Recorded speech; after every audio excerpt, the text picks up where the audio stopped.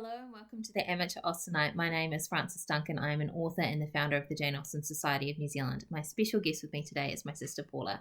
Hello! Today we're going to be discussing Chapter 45 of Pride and Prejudice by Jane Austen. In Chapter 45, Mrs. Gardiner and Lizzie visit Pemberley for tea. Lovely! And it's full of burns. Well, it starts off with Miss Bingley's dislike and jealousy of Elizabeth, and that continues throughout the chapter. And then she's an idiot. And says stupid things, puts her foot in her mouth, and Darcy is not pleased with her. You'd think she'd get it by now. She just really doesn't, though. So Frances just read the chapter aloud to us before, and I asked, how is it that Mr. Bingley is such a nice character who seems to want to like everybody, and Miss Bingley, his sister, is such a nasty person that starts with B and You're allowed to say itch that at the end. And Frances pointed out that in families you often have different personalities. She said it in not a very nice way, though. I might have implied that Paula might be the B word. Which is so not true. Not today, anyway. But I don't know, it just, to me, it comes down to values. Like, you kind of are taught those values as a family, right? And so you might have different personalities, but those values are often the same. So he's always, wanting to see the best in people like Jane does, which I think is probably what attracts them to each other. They're just so nice. And of course, because she's so pretty, rolling my eyes. Miss Bingley is the opposite. She's not attracted to people that are pretty? Oh, but hold on. Maybe I've just explained it to myself in my head. Because in those days, I guess she spent her entire time going, oh my goodness, I need to get married, I need to get married, I need to get married, I need to get married, I need to get married. And that was all she was thinking about. And she went to a finishing school to teach her how to get married. Yeah. So I guess for her, she's just desperate and she's acting out of fear, isn't she? The same as Mrs. Bennet. Except for Mrs. Bennet was pretty, and so she managed to catch a man and get married. But Mrs. Bennet is acting out of fear for her daughters now. Yeah, that's right. But Miss Bingley is acting out of fear for herself and may never get married. She doesn't need to. She's got £20,000. She'd be fine. Yeah, but wasn't the fact that someone was an old maid sort of looked down on by people? Yeah, that's true. So if she wasn't able to secure a husband, people would have looked down on her. I love that word, secure a husband. Miss Darcy appears obviously in this chapter, and we talk more about her embarrassment, which proceeded from shyness and the fear of doing wrong, which could easily give those who felt themselves her inferior the belief of her being proud and reserved. But Mrs. Gardiner and her niece, however, did her justice and pitied her. Isn't it lovely? That's sweet. They could just see she was uncomfortable. Did we talk about that last week as well? Yeah, how people could misinterpret who she is and why she acts the way she does.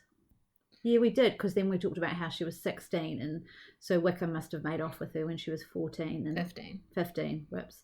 And how dastardly he is. He's very dastardly. Yes, you like that word. We talked about Frank Churchill being dastardly as well. I've been using that word all week. It's great.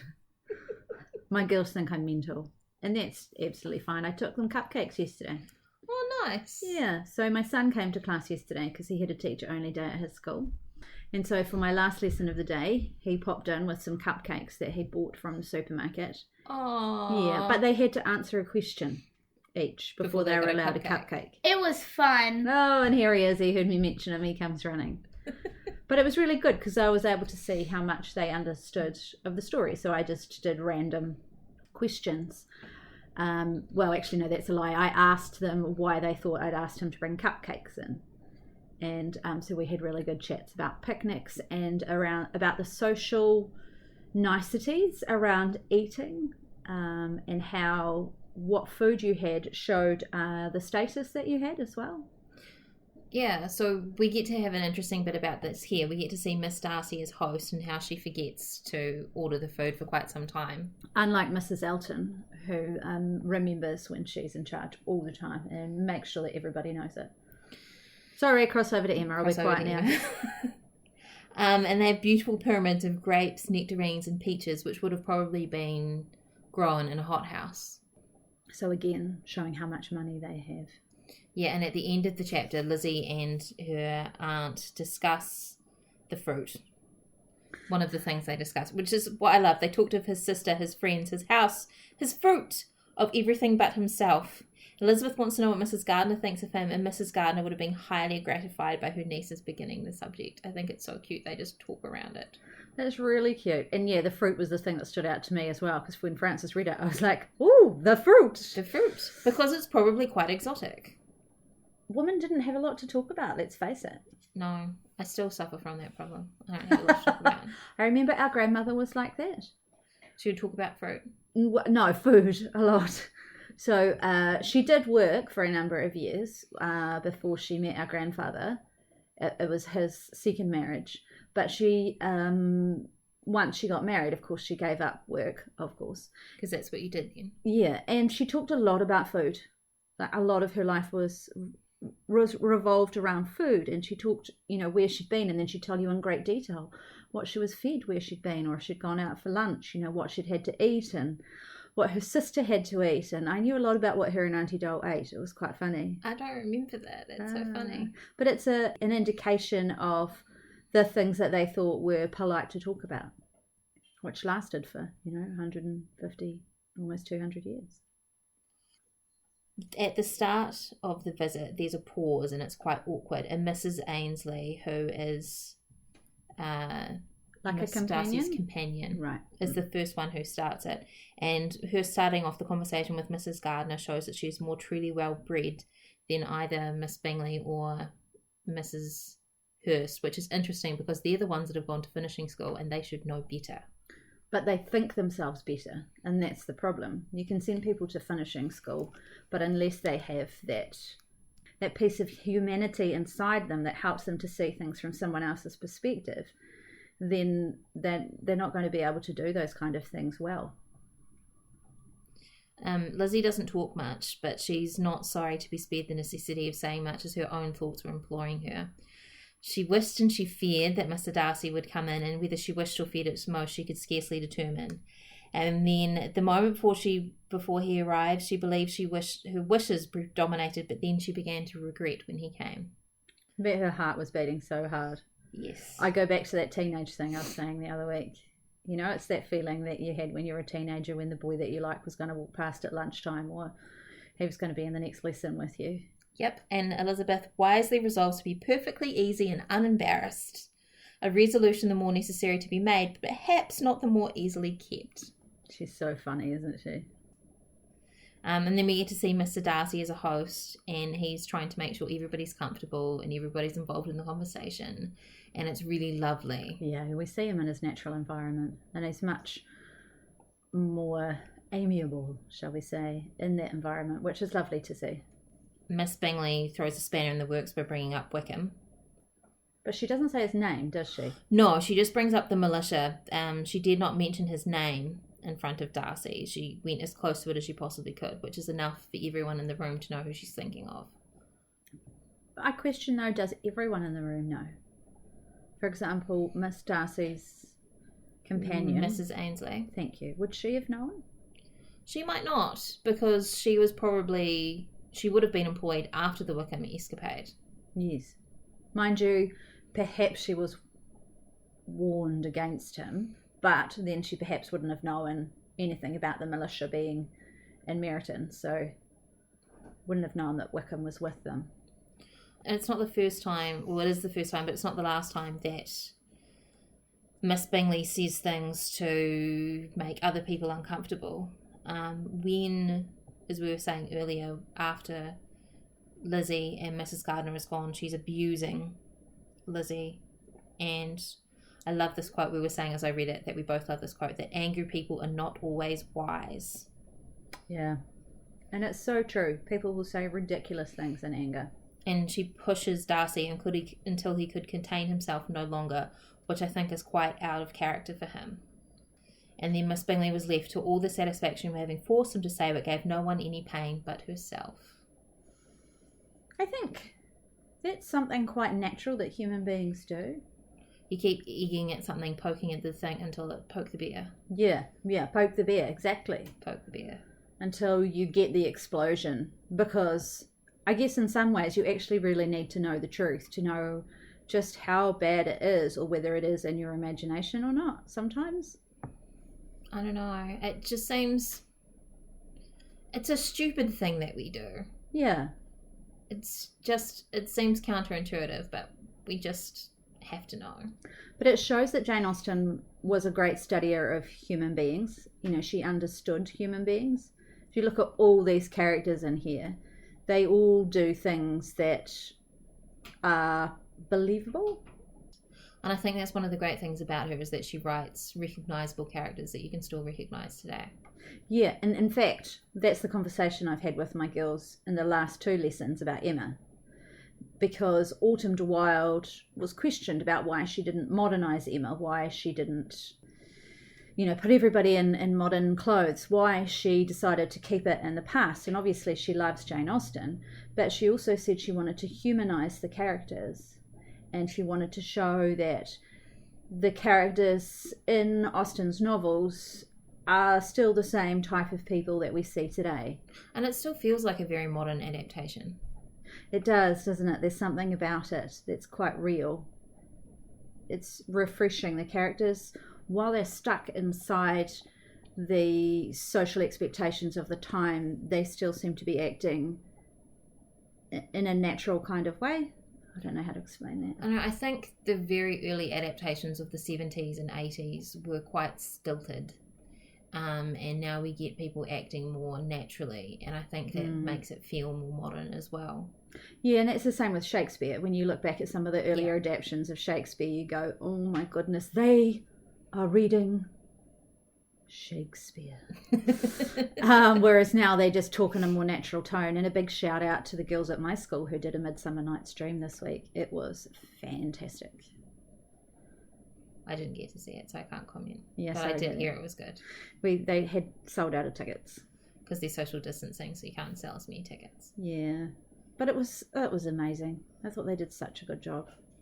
Bottom was the best. Bottom's supposed to be the best, and they had to have all girls because we couldn't be with the boys' school down the road because of COVID-19. So the year 12s and the year 13s did it together. It was supposed to be year 13, our school and the boys' school down the road, but they ended up doing 2 classes of girls doing it. And they just did this amazing job. It was incredible. And it was really natural, the way that they spoke the words. It was very clever. I think our drama teacher did an amazing job as well. That's so cool. It is, yeah. Sorry, I've done it again, haven't I? Gone off topic. That's okay. Sorry, everyone. Pride and Prejudice. There was 2 other things I wanted to talk about in this chapter. From all Bingley's connections, Mr. Darcy had kept any news of Miss Darcy's almost elopement from the very wish which Elizabeth had long ago attributed to him of their becoming heir after her own, i.e. Mr. Darcy went, Bingley and his family can't know about this because I want my sister to marry Mr. Bingley. I hadn't clicked to that. I think this is the author going, this is what Lizzie's thinking, but I think the author is agreeing with her and saying, yes, she was correct in her supposition that Mr. Bingley and Miss Darcy were intended for each other by Mr. Darcy. And that possibly helps to explain why he was so easy to jump at a reason to remove Bingley from And it says Jane. that too. He doesn't mean for it to affect his plans to separate him from Miss Bennet, but it's probable that it might add something to his lively concern for the welfare of his friend. Right. Because that's your sister's husband that's about to marry somebody else. I think Miss Darcy and Bingley would be a good match. It was like Darcy's gone out and picked a really nice guy and gone, he will look after my sister. But the age difference. There is an age difference. What they did in those days was just cruel. These poor young girls. Well, at least Lizzie and Jane weren't marrying guys with much of an age difference. Yes, it all turns out well at the end. Just not so well for Georgiana. We don't know what happens to Georgiana. Exactly. She probably had a happy ending. She got to have a sister. So I think that she did have a happy ending because even if she doesn't get married in this book, there's still the possibility that she will. And even if she doesn't, she's got a family to live with. Yeah, that's really true. So she's not going to be a sad old maid with cats. Like me. I was about to say, no offence, Frances. Burn. The other thing is Jane Austen refers to people as creatures in here. To no other creature had it been revealed. And this isn't the only time she does this. She's brought up the word creature and other things. Rational creatures is brought up in Persuasion, and I think rational creatures appears in this novel somewhere as well. And that's a quote from Mary Wollstonecraft about women being rational creatures. And at the end of Mansfield Park, when Edmund is thinking about Mary, he refers to her as a creature. So she really is a study of human beings, isn't she? Yeah. Isn't that interesting? And people do that now for a job. Study human beings. Yeah. Yeah. She just did it without anyone paying her. She did get paid for a book, she just didn't get paid much. I think she made something like £140 during her lifetime, something stupidly small. Wow, that's quite little, really. Yeah, when you consider how much money she would have made had she lived 200 years. Yeah, or if she'd been a man. Yeah, potentially she might have made more money if she'd been a man. Like, her books might have had more attention paid to them. But men didn't really write novels. No, they tended to write poetry or books of letters or travel guides. Because this was more a female genre, wasn't it? Yeah. Oh, From what little I know. how times have changed. Or not. Yeah, that's true. You could argue that. I mean, that's one of the things, sorry, I'm going back to Emma again, but just talking about Emma in the carriage with Mr. Elton. And actually, she's in quite a scary position. She is. She shouldn't be alone in a carriage with him. No. And then he proposes. And then when she says no, he gets really angry. And he's quite violent in the film version of it. You know, he slams his hand on the roof. And then when he gets out, because he's a comic character, we sort of laugh at him throwing a tantrum in the snow. But actually, she's just been in a really dodgy situation, a little bit scary. And, you know, I guess human beings haven't changed that much, that whole male-female thing over time. It's interesting that Autumn de Wilde went that way with him. Because I don't think he gets that angry in the book. But you can understand why she did. Yes.